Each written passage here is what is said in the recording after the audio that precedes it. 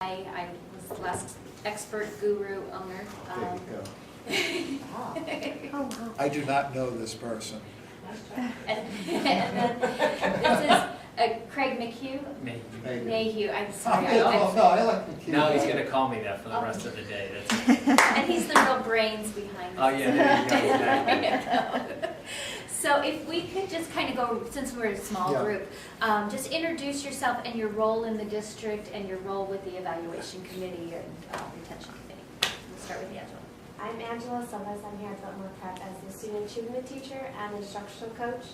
And I've been part of the new teacher evaluation committee and now the teacher retention committee. And with my job, I practically live on ATI. So anything else I can learn, that's why I'm here. Do you know, formerly I'm a psychologist, and we have a treatment for that addiction. Yeah. Thank you. I'm Brandy Krogstad. I'm at LCK. I teach first grade. We use ATI for benchmarks and things like that. So. Patty Frank, here at Biltmore. I've been on the evaluation committee and the retention committee. Okay, great, thank you. I did both of them. Mary Sleesman, first grade here at Biltmore. Okay. Evaluation committee and retention committee. Okay. I know now. I'm Robin Griffith, and I'm not on the teacher retention committee, but I do technology training for staff and network admin, but definitely would be a training piece involved with this if we were doing this. So Yes. yeah, very interested in seeing that. And I'm Suzanne Sully. I'm the district technology coach, and I support the teachers in using technology Great. like ATI. Great. And I am not a guru or an expert, but Susan, I thank you as always for that. We have a little less than an hour with you, and so what I'm going to try to do is not give you too much information, but give you a take-home test to see how much you've retained from this. And we'll come back. It'll be uploaded on. Yeah, can you all see this? Okay, well, one, thank you for having Craig and I visit with you this afternoon. We're actually pretty excited to be here. All of you are most familiar with Galileo as an assessment and reporting system for children and youth. And as we have been over the years, we initially started out doing that work. What we have been evolving Galileo into over the last several years is a much more integrated system that can be used, in a nutshell, really more effectively to enhance really teachers as effective educators and students as effective learners, and of course administrators as effective leaders. And in order to achieve that goal for school districts, we needed to move beyond simply providing information on student learning. We needed to move to a place where we could integrate information that would help teachers in terms of their professional careers and would help administrators in terms of their professional careers, recognizing that it is always tied to student outcomes, because we're all here to educate our youth, and at the same time continue to be responsive to the kinds of public policy and legislation activities that occur, that impact what you do in the classroom. And as you all know, there are two major pieces right now that are impacting you. One is our transition as a state over to Common Core, and it's not simply understanding the standards, but really transitioning the way we approach teaching and the way we approach assessment, integrating that together. And the other one, of course, is the implementation of Senate Bill 1040, which is the Educator Effectiveness Initiative. I know people generally call it teacher evaluation. We like to think of that as educator effectiveness, because in our mind, the goal is really to evolve Galileo in ways that will help to enhance educator effectiveness, not so much as to evaluate people. And we think that is a better and more productive approach to take in the work that we're doing with Galileo. So that's kind of where we're coming from. What we've been doing over the last almost 2 years is to try to identify kind of the needs that districts might have or that we've been hearing from the field in our state, and think about ways in which we could enhance the technology, evolve the measurement tool in Galileo, and also the way we approach professional development to really help districts deal with Senate Bill 1040. We have piloted some of this stuff in some school districts a couple of years ago. We're continuing to pilot. The reason why we are meeting here today, we've been invited up and we're talking to a number of stakeholder groups in the district to basically give you guys kind of an overview of what we're doing and give you a first look at it, give you a chance to start to think about it, think about questions you might have, things of that nature.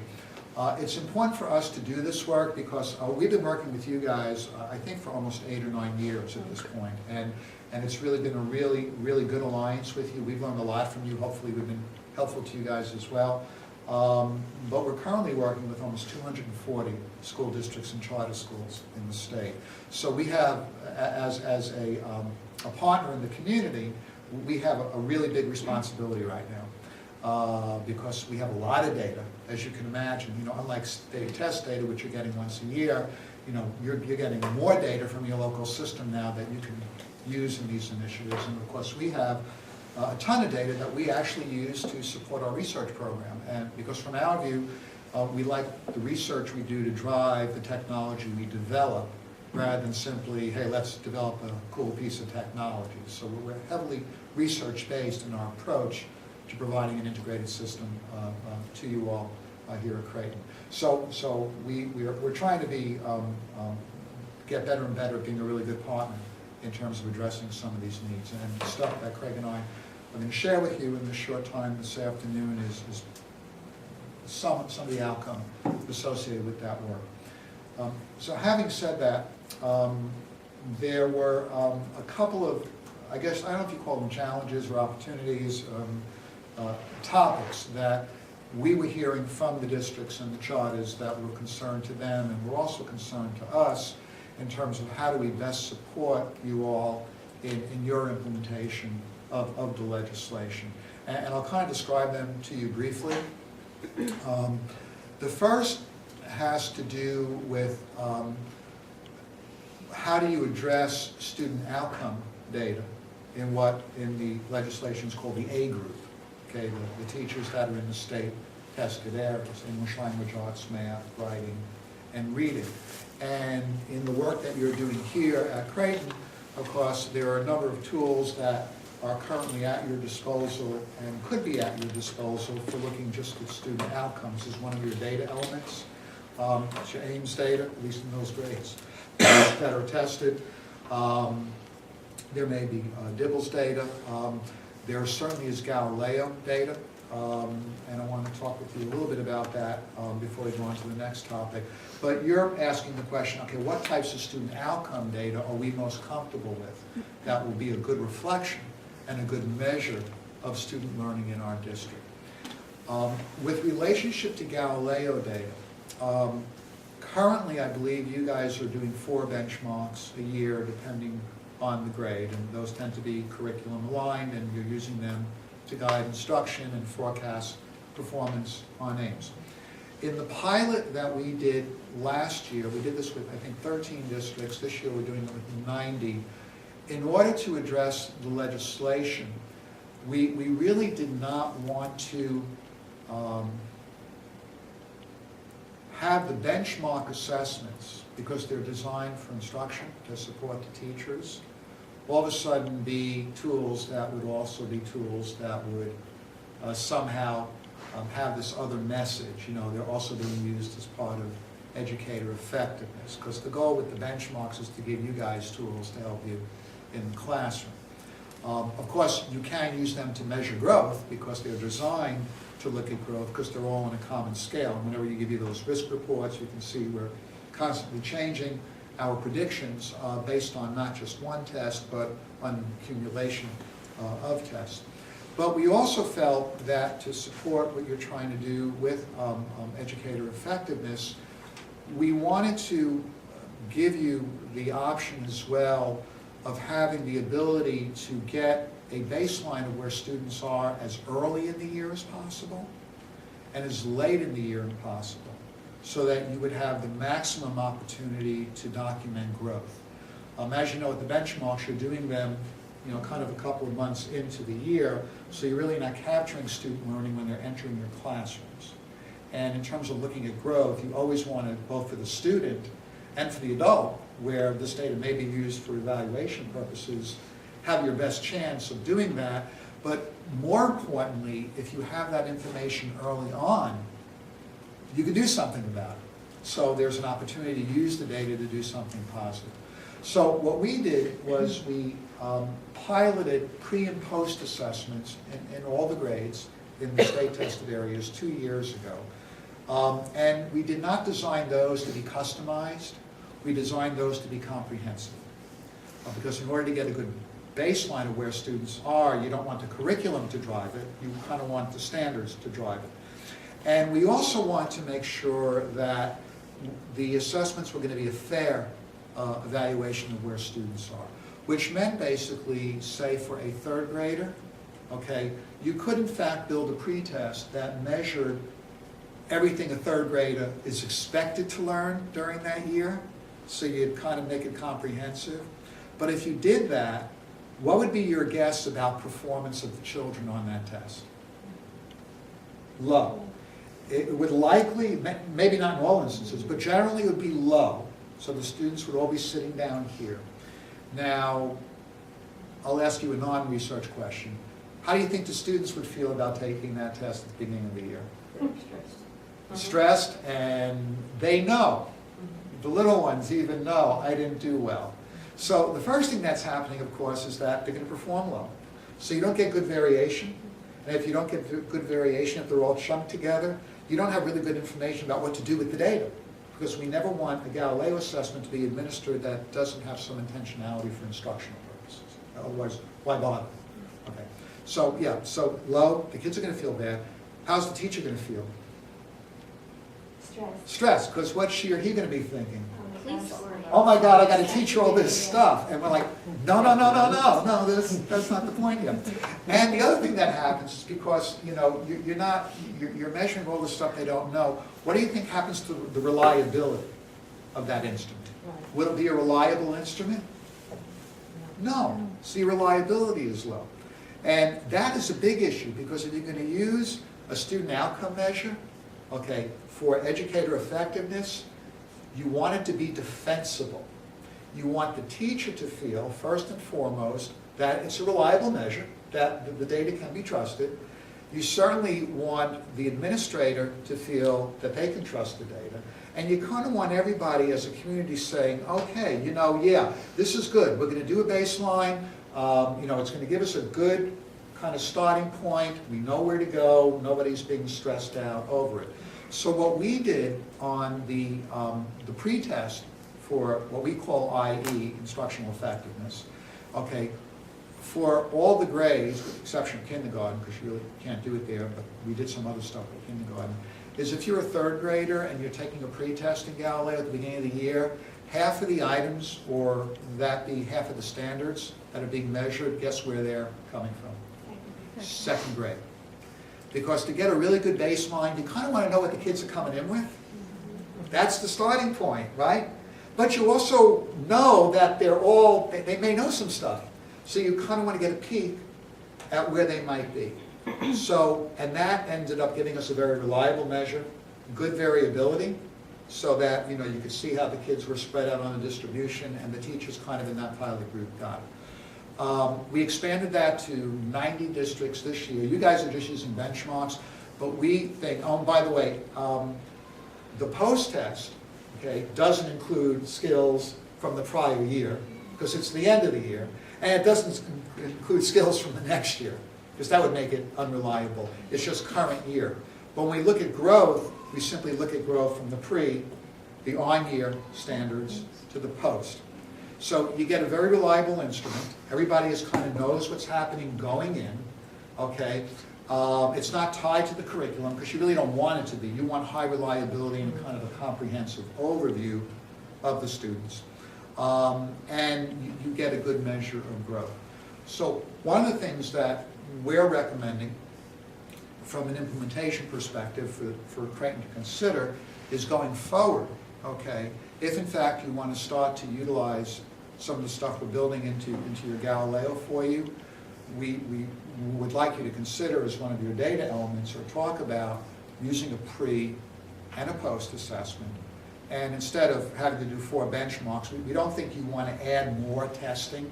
That's the last thing you want to do. But basically you could have a more balanced system if you're doing a pre and a post and 2 benchmarks in the middle. You're still doing all the formative stuff that Joe Sassone and his group from Wested are working with you on in terms of having that stuff. So you've got a really good system in place. What we're simply suggesting is, because the legislation is causing you to evolve your assessment program, one way to evolve it without making more work, but making more sense, is to really start to look at that different paradigm. So that's one of the things that we're suggesting and what we're talking about. So hopefully that'll kind of make conceptual sense to you. Now, you should know that on the pre and the post, okay, if you go in that direction, you still will have access to the reports that are in Galileo.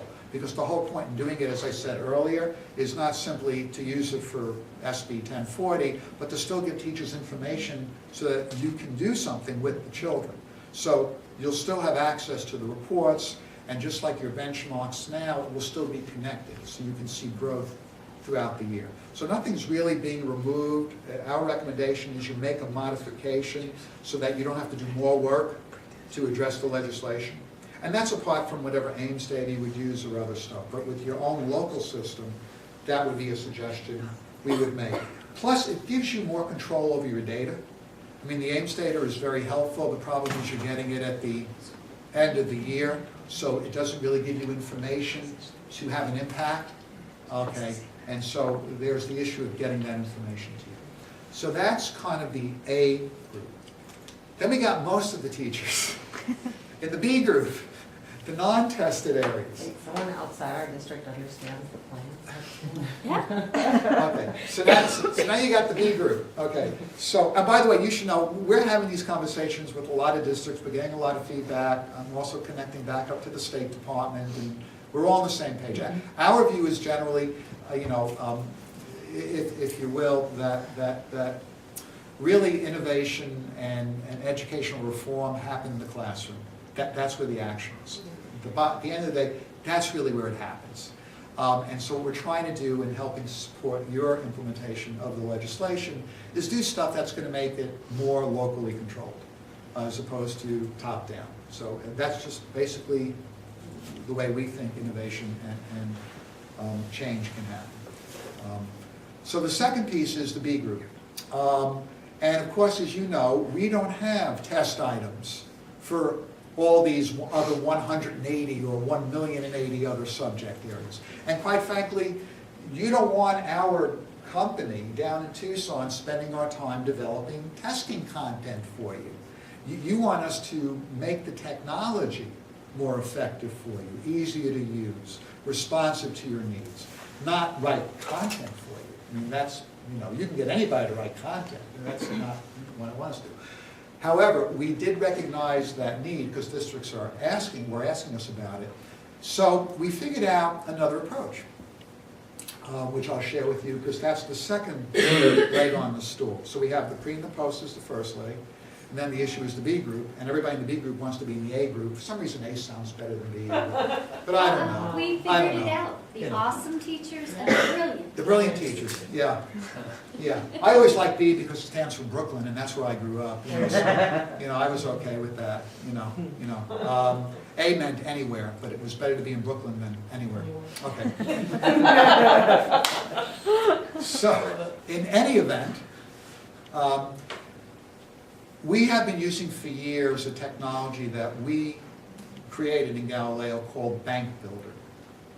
And what Bank Builder allows our content team to do, okay, is bring in all the state standards. And actually, we have every single state standard for every grade in Galileo. And we can expose that to you for you to build stuff anytime you want. But it's there already.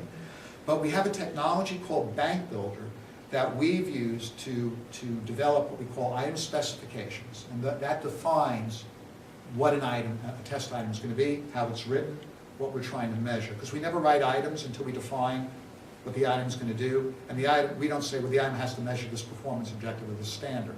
That's too molar. We're trying to get in, well, what are we really trying to measure here? Which is the difference between good item writing and non-item writing. But, so there's the technology, and we figured out how to turn the technology around and make it available for you guys.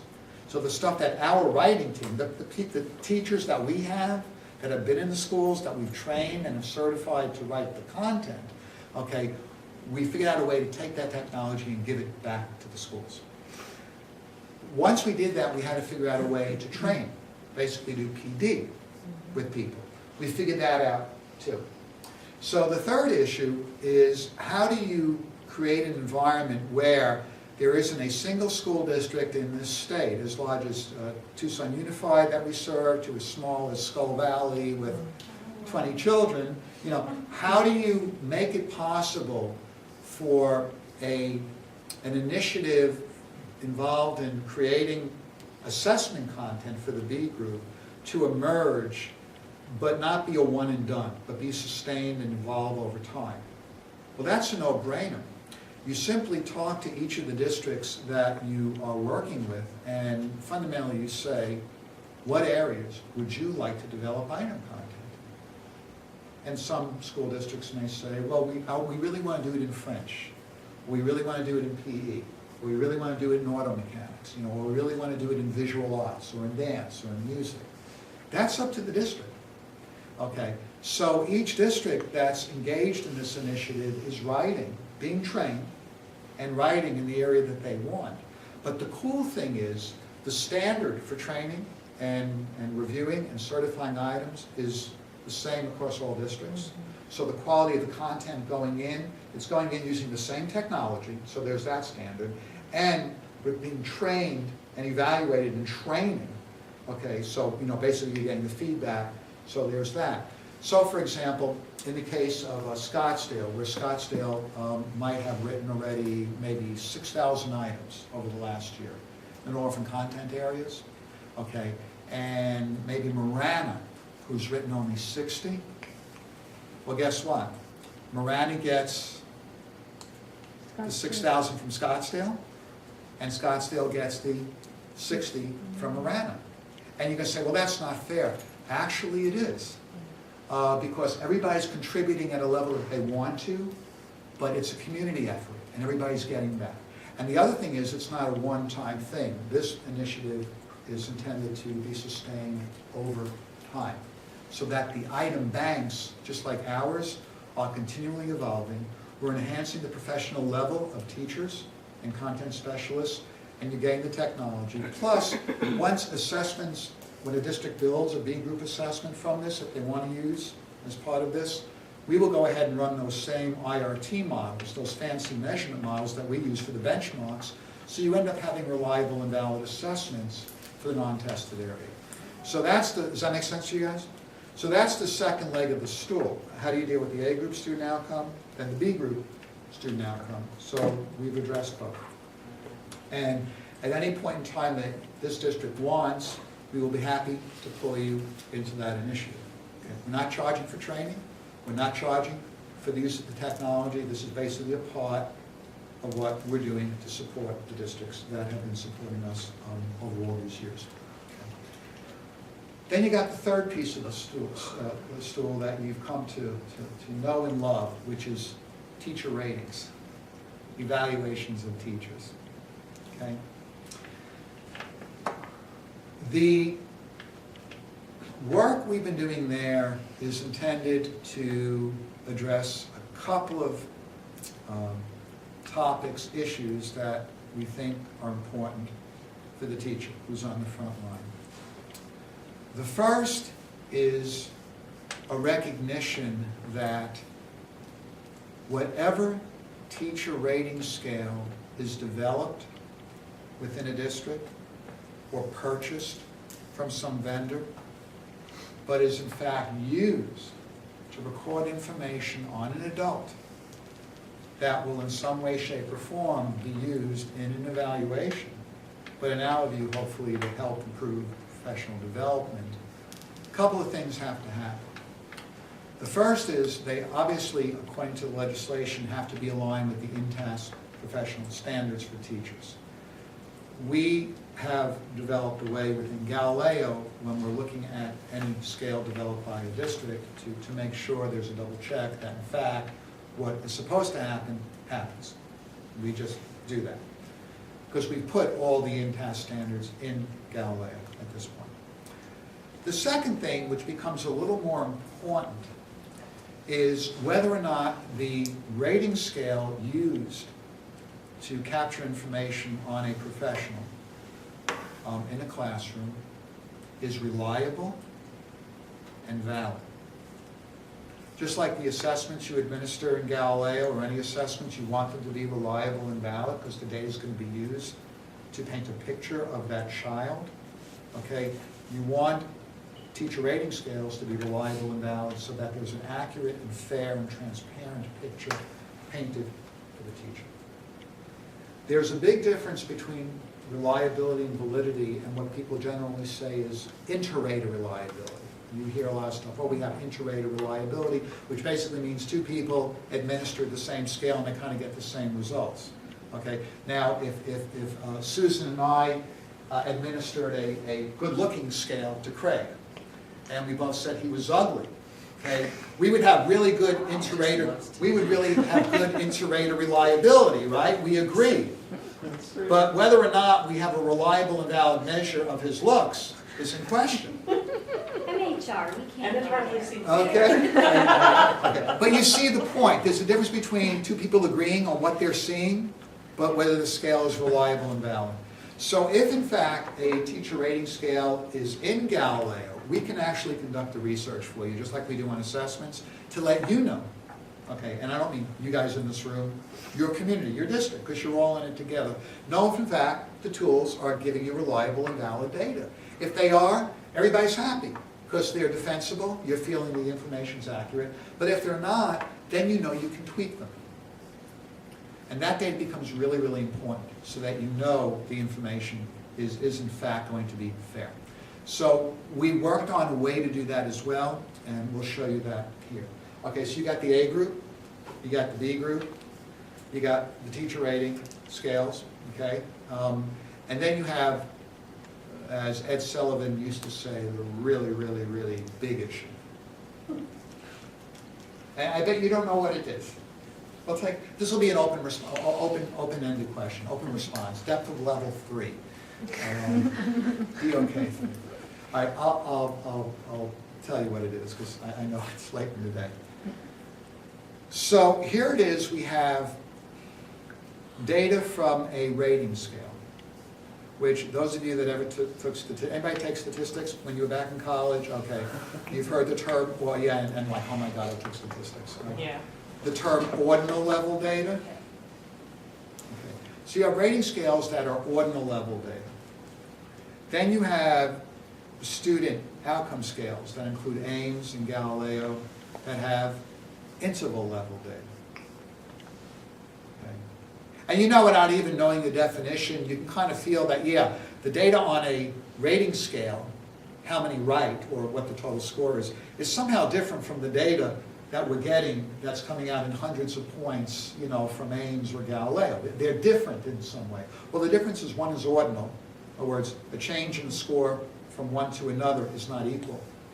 An interval where a change in the score from one to another is equal. Okay? And then you have, of course, in some instances, nominal level data. Nominal level data really is like a 5-star rating. You go to the movies, you know, well, how many stars out of 5 is this movie rated? So I think maybe you can begin to see the challenge here. The legislation requires at the end of the day that what's reported? A proficiency score, right? 1 of 4 levels, right? Am I speaking stuff you guys already know? Okay, but in order to report that, first thing the district has to do is weight the different data elements. What's the weight on student outcome data? What's the rate on maybe a climate or a parent survey? What's the rate on a portfolio? What's the weight on whatever? You have all these different elements. They have to be weighted. But in order to come up with the final score, what do you have to do? Combine them. Well, you simply can't take ordinal level data, say 9 out of 10, and interval level data, a 652 on a test, okay, and nominal level data, 4 out of 5 stars. Add them up and divide by 3 and get the average. Basically, in the world of measurement, that is a no-no. A big no-no. Because they're different scales. So what you actually have to do, and so the resulting score doesn't have any meaning. It doesn't mean anything. So what you have to do is figure out a way to place all those scores on a common scale. And you don't want to place them on the lowest scale, the weakest one, the nominal scale. You want to place them on the most credible and defensible and fairest scale, the highest level one. Okay? We figured out a way to take those different scores and place them on a common scale, basically an IRT scale, the higher level scale, the scale that you kind of use for student outcomes right now, because that's an interval level scale as opposed to an ordinal level scale. And that generally is what you want to do. You don't want proficiency ratings at the end of the day to be based on something that is less definable and less defensible for you as to one that's on a higher level. Does that make sense to you? Okay, so that's kind of what we did. So we wanted to address those issues for a district. We have now built the technology into your Galileo. I'm going to show you kind of a big picture look at it so you kind of see what it looks like. You get a feel for it. It's going to be in Galileo for any district's use. The question is whether or not a district wants to use it or not. We're putting it in as part of the enhancement, so it's there. In a case like Scottsdale, they've already built some stuff in. Vail is, we're piloting. I like the P word because it gives you a chance to play with it. If at some point the community here at Creighton would like to pilot, we would want to make sure we understand what data elements you're using for both teacher and principal, effectiveness initiatives. We want to make sure we have a good fit. We kind of want to play with it with you a little bit, make sure all the stakeholders are kind of understanding what's going on. We believe it will be, at the end of the day, very much aligned with what you're trying to accomplish. Okay? As a community, we think it'll be easier to do, and we think it will be more closely connected to the way in which you're going to change over the years to come. Basically, it gives you control over the way in which it's modified. And you're going to probably modify it over time, because as you start to collect this information and look at it as a community, you might say, well, you know, we kind of thought, we agreed that this would be a good thing to evaluate. Turns out it's not. We need to look at something else. You know, and we want to give you, we think one of the most important things to give to a district, if you will, in this legislation is the ability to look at their own data and to evaluate it and to change it, to modify it, to update it, to make it better, to make it work. And the nice thing about getting it into your Galileo is that as the year progresses, you're not waiting to the end to see what the score is. You're actually getting continuous information throughout the year, so you're not doing the post-mortem on your data. You're actually looking at it as it flows out so you can see the change. And it gives you an opportunity to do what we think the legislation is intended to do. Basically, enhance the professionalism of teachers. And the best way to do that is to not to give you something at the end. The best way to do that is to put in your hands information that you could use throughout the year. So that's kind of the thinking there. Does that kind of make conceptual sense? Okay. And I was just thought that would sound right, so no, that's kind of what we're doing. Okay. So what I'm going to do is kind of show you an example of the dashboards that are going in. Oh, and by the way, I should say, you're seeing this for the first time. This is kind of like an administrative level dashboard, but it'll give you a sense of stuff. We're building out over the next 18 months. We're changing the system for you. We're actually going to make it easier for you, but more, well, I'll say it, more powerful for you. We're going to change a lot of the reports into dashboards, like the one you're seeing here, which means when you go in as a teacher, a couple of things will happen. Less clicking.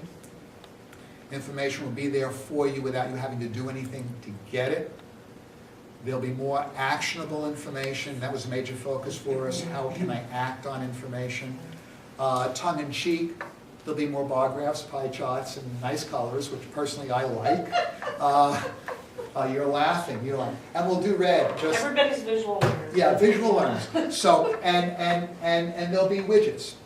So basically, you are going to see some changes this year. We wanted to get it in there first for the legislation because people are wanting to try to pilot this stuff. But just be aware, over the next 18 months, those changes will start to occur in the system for you.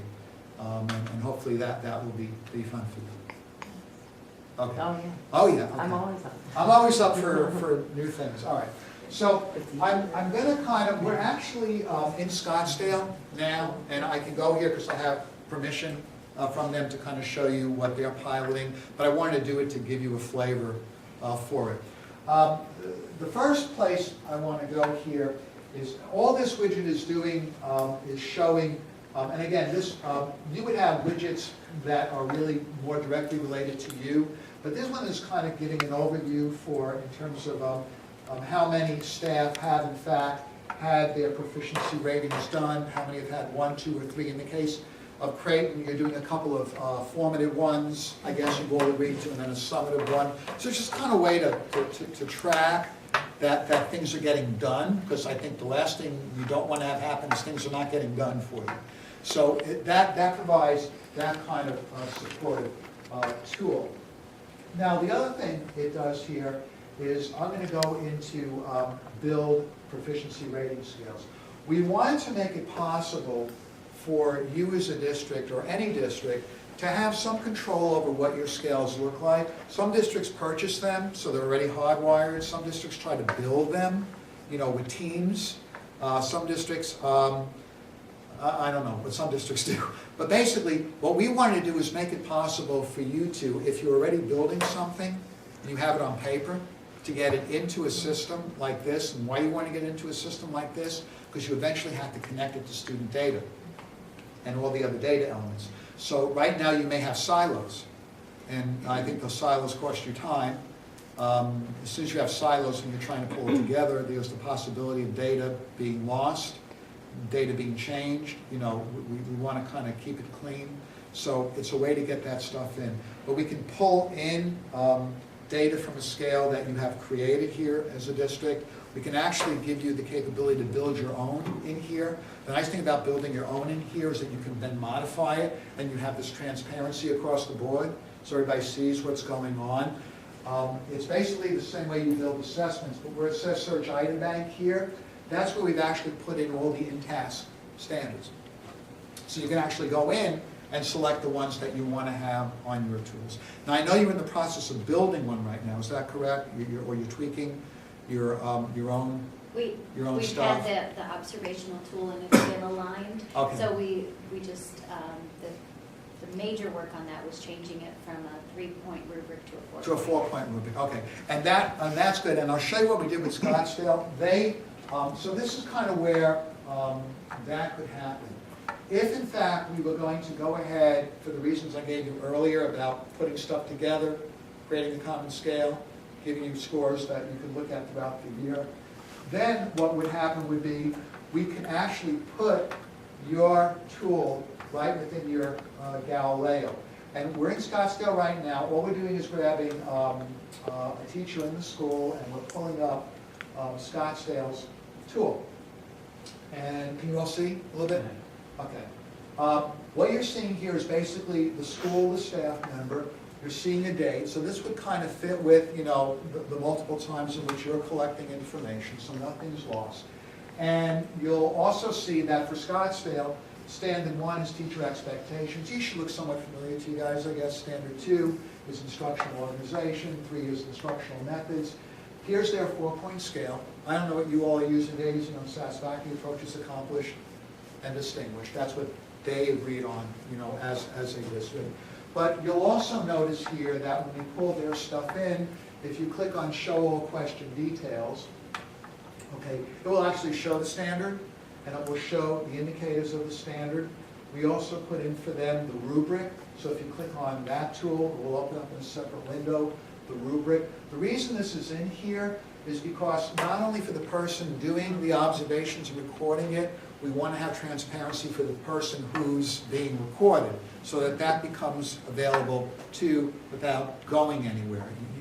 The goal here is, this is, you know, yes, evaluation, but more importantly, how do we help teachers to become more effective? And that's a good thing for any profession. And transparency is a very important part of that. And of course, in here for Scottsdale, it gives them an opportunity to record any notes, and then of course from here, those notes can be sent over to the teacher, so the teacher can review, agree, or make comments or whatever. So the point is basically, we can put the tool in. Now again, the reason we think it's a good idea to put the tool in is it gives you control over it. It takes it off of paper, it creates more transparency.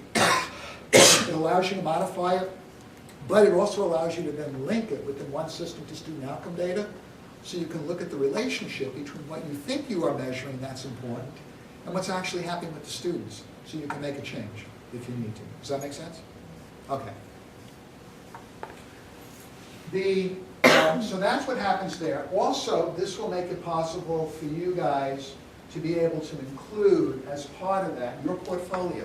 So in addition to those quantitative numbers, okay, this is where you can also link all the other information that's really cool about life in kindergarten or first grade or 10th grade. Portfolio information, certificates, stuff that shows here's a really cool lesson plan. So it basically creates a portfolio within the system to support and even augment, okay, what's happening with the more data type of piece. So we kind of built that all together. The next piece I kind of want to show you is basically the last thing I mentioned earlier, the score compiler. Okay.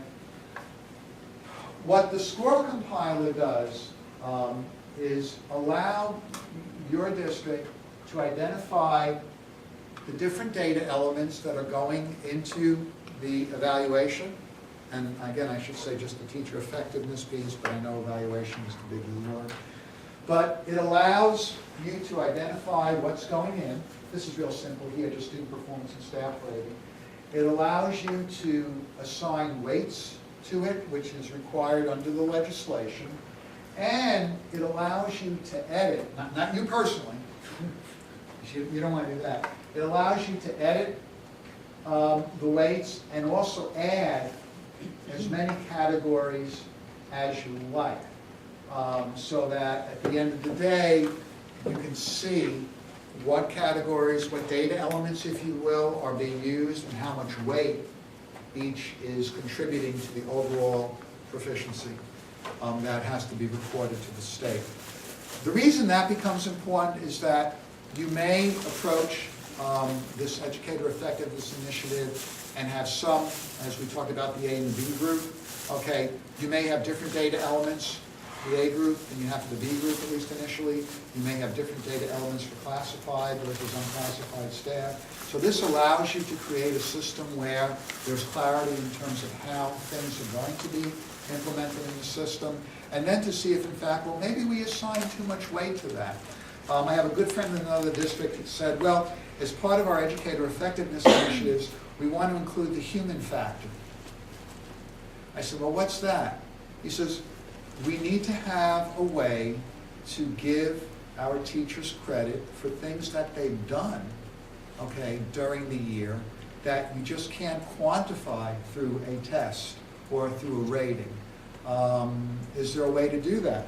And I said, well, of course there is. You're simply adding another category and assigning a weight for it, and then it's calculated as part of the overall proficiency score. So that's kind of where that happens. The critical thing here is it gives you another measure of control over the system and a way to look at data over time. The other thing it does is once these are set up by you, you're able to look at your results all the time, anytime, as new information flows into the system. Okay? And that actually shows up, and I'll show you the score compiler at the end of the day, although this says final. This, you'll get the sense of it. You will always see the amount of weight. Okay, right now it says 100% student performance. The amount of weights assigned to each element of educator effectiveness or principal effectiveness. You'll always able to see what data elements are being included. In the case of this fourth grade teacher, her Galileo, ELA math, English language arts and her math, and then they're going to include the grading.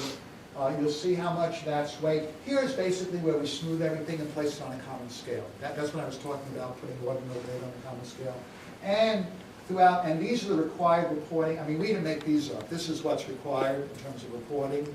But for a teacher at the end of the day, you can see this information and this information in your login continuously throughout the year. So you always know where you are, okay, as opposed to waiting for someone to tell you where you are. And as data comes in to the system, your dashboard lets you know what's going on, in addition to the other ways that things are being communicated. And we think that's important to do as opposed to not being able to pull together information for you very quickly and having it available to you so you can look at it at any time, as opposed to only certain times. I'm going to just kind of stop here for a minute and try to take some questions. But that's generally what we built in, and we did an initial pilot last year. It's rolling out this year to more districts. And again, you know, it's not something that you guys in Creighton have to use. It's something we're developing for districts because we think it'll make life easier. It will be more informative to teachers and to principals as part of this legislation. And it could be articulated more closely to what a district is doing rather than have something that's sitting out over here and you kind of don't know what's going on until it's reported out to you. Comments, thoughts? It's okay. You can ask me anything you like. I'll figure out an answer to it. I have a question, Jason. Yes. On average, how long is it taking you to train groups of, whether they're Group B teachers or whoever, that are developing questions for the Group B? It's two trainings. Okay. That's it. We do two trainings. We do them a week apart. Okay. We want to make sure that before we do the training, the district clearly identifies people that are going to either write or be responsible for training other people to write. The first training, we expose the group to Bank Builder. We actually walk them through it. It's not complicated at all. And we actually, since they've identified prior to training what they want to write on, okay, we will in fact begin that writing process. We give homework, if you will. Because the second training, really, they're going to produce initial products. So in the second training, we're going to take a look at, in fact, what has been done. We're going to give a lot of feedback, and then we're going to formalize the plan for finishing up whatever item writing they want to do. Because the goal here is to not simply write items. What we will be saying to the district, okay, when would you like to administer your first assessment in visual arts? And that will define getting those items written for that district. So it's not, and we send out our Director of Training, Carradine, who's been here before, and our Director of Content Development, Scott Cunningham, because Scott is the person that works with all our content people, so we want to have the two top people in our organization working with the group here. A district has two options. They can host a training, which basically means if you have a lot of people, we'll just come to your site, or if you only have a few, you can be a participant at a school district that is hosting the training. But that's something you would initially speak with Craig about if you have an interest. We're scheduling these PD sessions for the spring now. This year they are free. Hint, hint. So I would encourage you as a longtime partner of ours, if it's of interest to you, to take advantage of it now. Okay, good question. Other? Lynn has been speaking. Yes. So Yes. my first graders, instead of using ISTEEP, would take a pre and a post test that was written with kindergarten standards? Well, we have pre and post for kindergarten. One question that came up in another meeting was taking iced tea and maybe using that. The question I said is, you as a district, need to tell us, okay, what data elements you want in Galileo to go on this compiler, and what weight you want to assign to it. What we can do is, we can take a look at what you are using for assessment, and we can at least be a resource to say, from a measurement point of view, for looking at student outcomes, okay, this makes sense, you know, it would work for you, it would be helpful, as opposed to, well, if you're going to use it, the data may or may not be a reliable indicator. So we will put in, and actually show you how to put in, because we don't need to put it in, basically the tool is sitting there for you to use. Where we can be helpful is to help you look at some of the stuff you want to put in kindergarten as a data element. It doesn't preclude you using a pre and post if you want, but as I said earlier, you don't have to.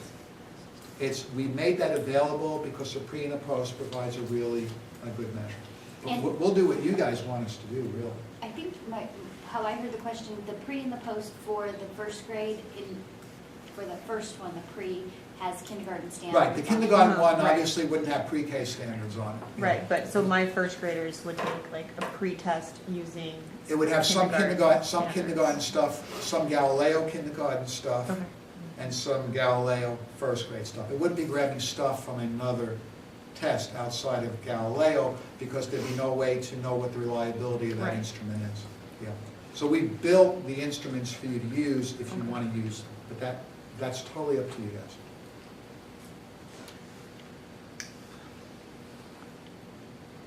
And it's just a part of your system, so whatever you use is there. It's not like, if I use this, what will it cost us? This is just part of the system for you. So it's your choice is really, do I want to use it or not? Right. Well, Okay. Thank you so much Oh, for thank you driving guys. all the way up for Oh, Tucson. it wasn't that and- far. It was warmer up here. I had ice in my car this morning. 2 hours, but, Okay. and thank And- you guys yeah, for thank you guys. your valuable time. Yes. Before you leave, if you have any feedback or questions